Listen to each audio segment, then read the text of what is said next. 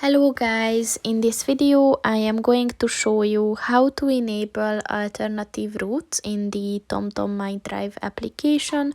But first I just want to mention, don't forget to subscribe to my channel, because at 10,000 subscribers I am going to show you my whole YouTube revenue statistics and growth strategy, as well as how to make money online.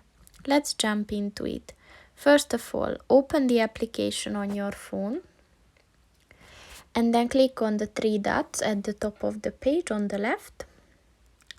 And then click on the settings button. And at the map and planning settings section, look for the show alternative routes button. And in order to enable it, just click on the white circle next to it. And once it turns green, this function is enabled.